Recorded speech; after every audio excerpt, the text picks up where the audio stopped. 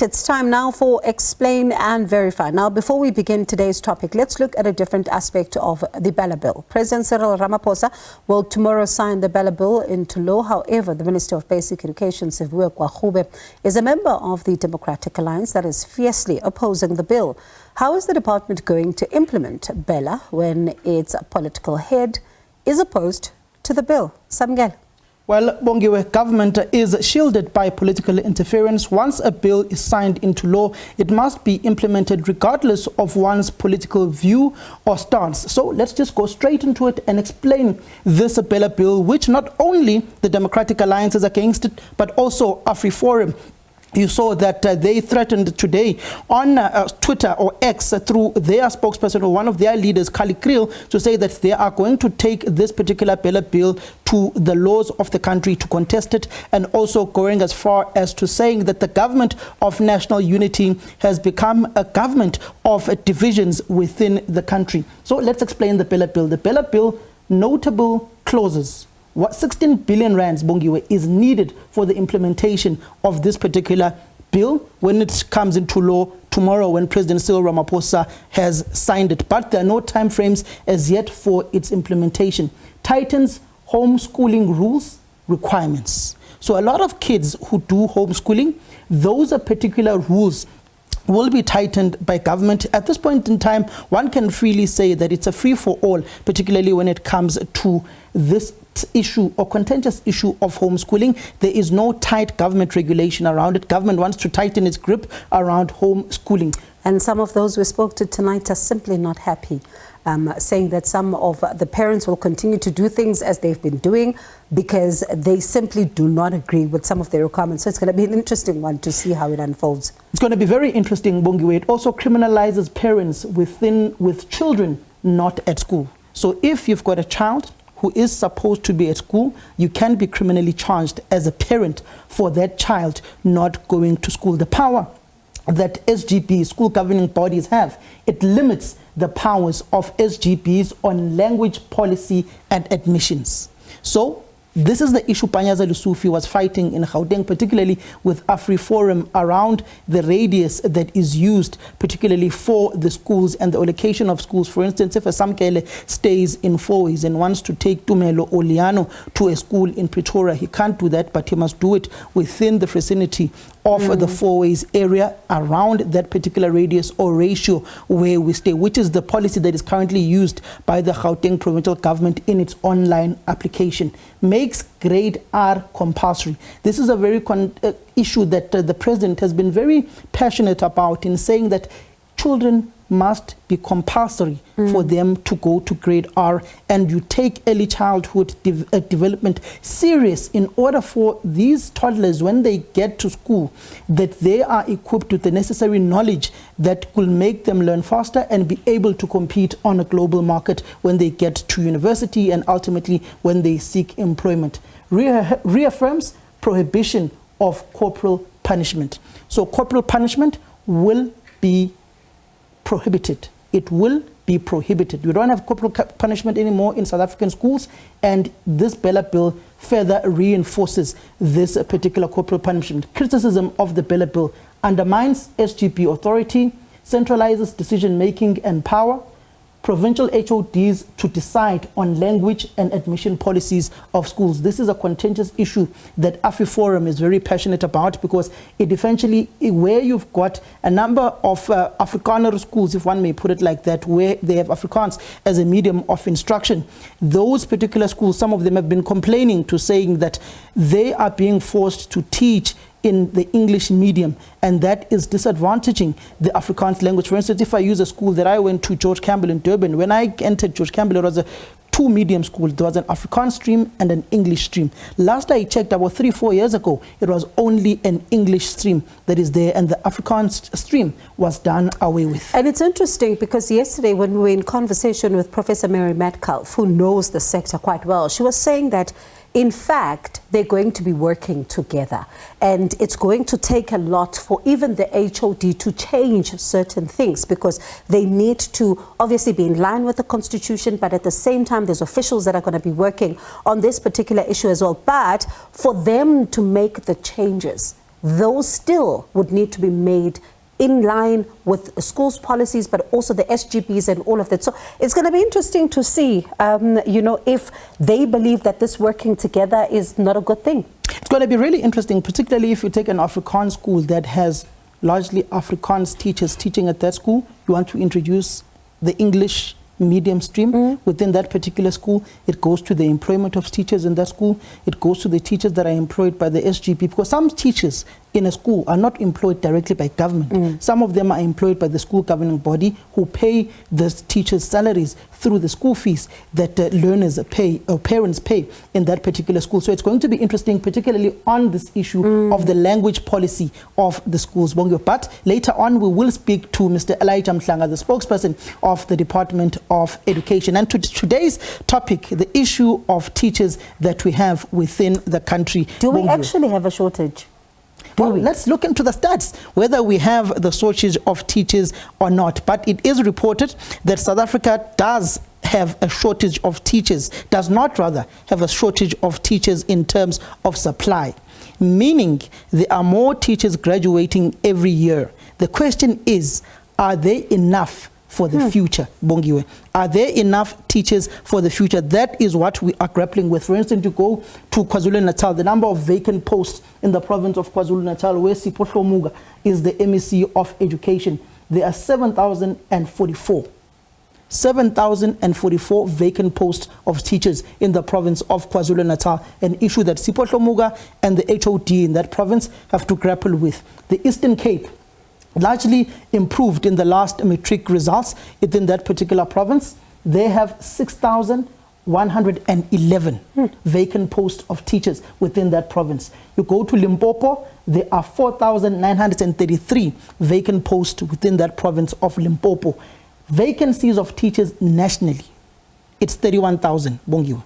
So there are 31,000 posts that are available for teachers within the country. And then we have more who are graduating. We have more that are graduating, but they are not getting employment, which also brings about the question.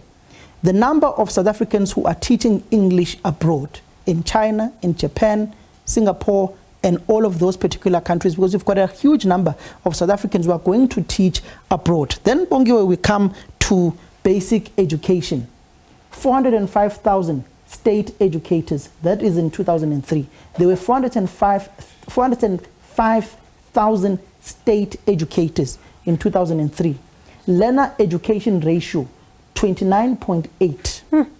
Then you go to 428 educators, 428,000 educators needed by 2030 to maintain the ratio. So by 2030, we will need 428,000 educators within the system of the Department of Basic Education. 25,000 schools nationwide. So across the whole of South Africa, we've got 25,000 teachers, about 13 million learners in public schools.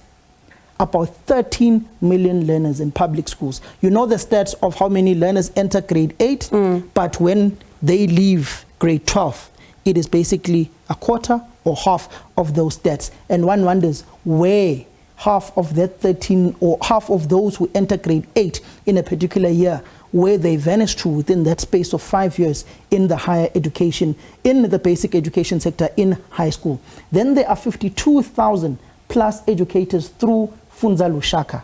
There are 52,000 plus educators through Funza Lushaka scheme between 2007 to 2003. So 52,000 plus educators have been taught how to become teachers in South Africa's institutions of higher education through the bursary scheme called Funza Lushaka. So, Samkele, it's clear now that there are shortages in the classrooms, possibly, even if there are no shortages of supply when it comes to qualified teachers, which is what you've just shown us right now. Indeed, Bongiwe, the education department experts are saying that by 2030 the situation will be bad if it is not addressed now. So it seems the teacher shortage is largely based on the 2030 targets. To explain more on this particular issue, we speak to the head of communications in the Department of Basic Education, Mr. Elijah Mhlanga. Mr. Elijah Mhlanga, a very good evening to you, sir. Why are there teacher shortages in the public schools while there is a surplus in qualified teachers who are currently sitting at home, Mr. Mhlanga? Yeah, I think there are several things there that we also need to correct in the statistics that you give. So what we have a shortage of is money, not teachers. So we don't have the budget to employ all the teachers that the system needs.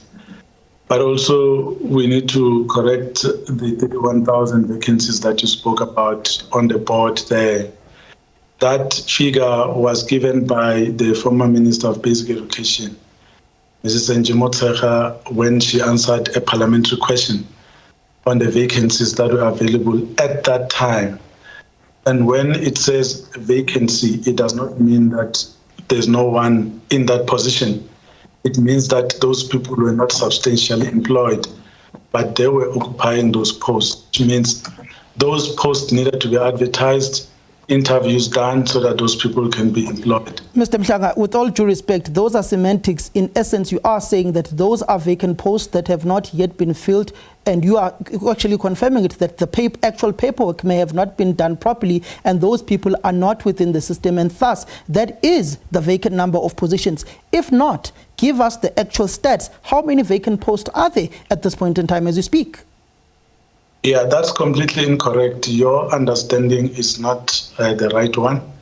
A vacancy means that there is a person in that post, but that person is possibly on contract while the process is underway. They are actually in the system because at the time of the release of that particular statistic, all provinces did indicate that there were teachers in front of learners who were being taught in those posts that were reported to be vacant. So that's why it's important for us to correct that. It doesn't mean that there were 31,000 open spaces in the system. That is not correct. So there was no classroom without a teacher. What we need to deal with here is the inability of the system to employ all the teachers that are required. So what happens is that universities, they produce about 31,000 or 32,000. In fact, the last statistic that I read, it was 32,000 graduates from universities every year. And yet the system needs about 11,000 or 12,000 educators a year, which means there's a large number of teachers that we are not able to employ because we don't have the money to give those teachers employment in the system. So that's what we're dealing with. We did research a few weeks ago, and it said that educators, teachers, were part of the scarce skills that are needed within the country. But you are saying that we're producing a surplus, you need about 11,000 per annum, but you are also not telling us what is the current statistics of the vacant posts that are currently there within the basic education sector. How many vacant posts are there as we speak right now, Mr. Mhlanga? It is difficult to give that figure because the statistic that I would have given you yesterday, it would be different today because on any given day, teachers get employed and get permanently employed in the system. So that is a moving target. So I'm saying in every classroom where a teacher is needed, the teacher is there. The real problem is the ratio. You have growing class sizes and you have one teacher to teach those learners. So the demand for education is increasing, but we are not employing the teachers that we need to meet that demand, to keep the ratio where it should be, because there's no money to employ those teachers. We're running out of time, Mr. Mhlanga. In short, can you just briefly explain to us the BELA Bill and the department's stance, knowing that the political principal, Siviwe Gwarube, is from the Democratic Alliance, and they have basically said that they are against this particular BELA Bill that the president will sign into law tomorrow? Well, the president has announced that he's going to sign the bill into law tomorrow at the union buildings, and we welcome that. because it's been long awaited. But we also need to correct something in your board there. You said that the bill aims to criminalize parents who are not sending their children to school. That is not correct. That provision already exists in the South African Schools Act. What it is targeting, it is the people who are preventing learners through protests from going to school, because it's been lawlessness that has been happening where people decide to shut down the school because they have a concern about some other issue that is not related to education. So it is exactly that behavior that we are trying to deal with. So it is also important that we correct that, because if we don't, it may create an incorrect impression about what the bill is intending to do. But of course, we are looking forward to it, because if we are committed to fixing the basic education system from the bottom, it is important that we regularize grade R and make it a formal school starting grade in the system.